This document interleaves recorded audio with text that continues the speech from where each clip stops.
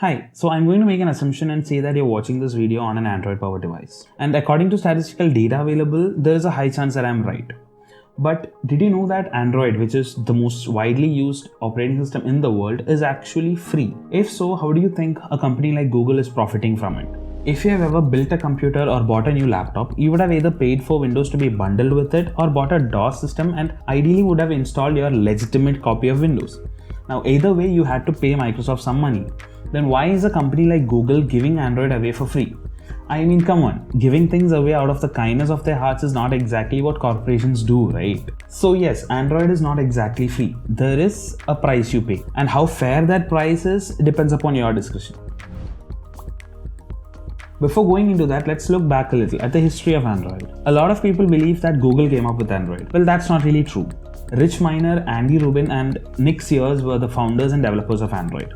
They set up a company called Android Inc. all the way back in 2003, when smartphones were not a thing and Apple was not selling an overpriced piece of aluminum. And back then, Android was more like an OS designed for digital cameras and not exactly for phones.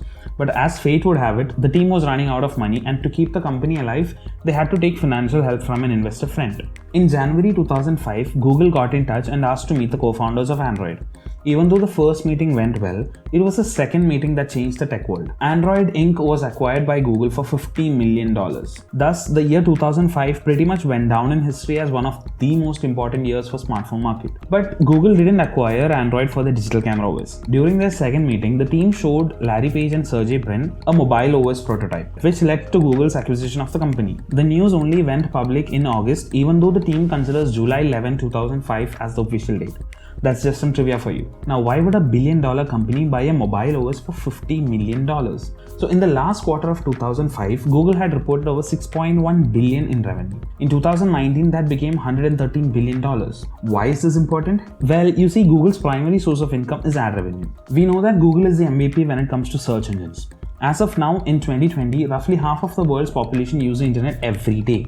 And almost all of them use Google search for what they need to find on the internet. In fact, the word Google has become synonymous with the word search. Google is not really very open when it comes to actual statistical data these days, but we can still make an estimation from the reports they put out in 2012, where they said that there were almost 3.2 billion searches per day.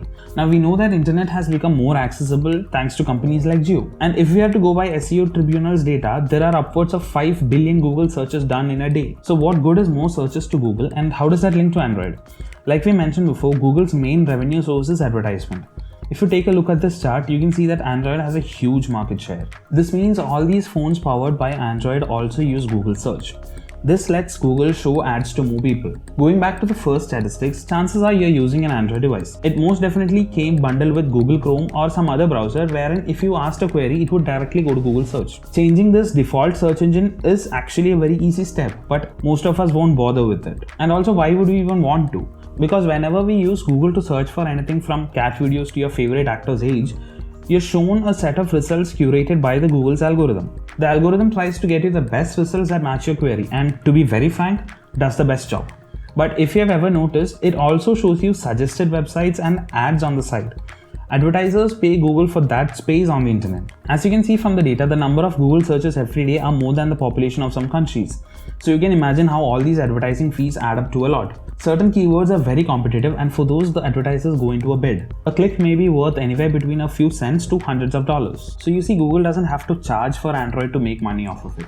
The more number of people who use their services, the more profit they make. So the idea here is to get as many Android phones or devices out into the world. It is also said that even though the bare bones Android is free, it is far from the version everyone uses. It doesn't even come with Gmail or Play Store. And what good is an Android phone without the Play Store? Talking about the Play Store, it is really big with over 2.5 million apps. A lot of them are paid apps or offer in-app purchases. And Google takes a 30% cut out of every sale in exchange for the platform and the support. We don't know how true this is, but there are reports that Google apparently paid $1 billion to Apple to keep Google as a default search engine in their devices also. Recently, Google came under the scrutiny for violating the antitrust law by the United States Department of Justice. We do have a short video about it here. Even though we talked about ads, that doesn't mean that running ads are the only source of income for Google.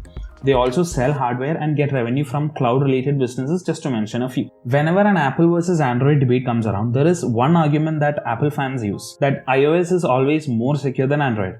Well, click here to watch our take on that. And don't forget to give this video a thumbs up and do subscribe to the channel. This is Ajish and thank you for watching TechSeed.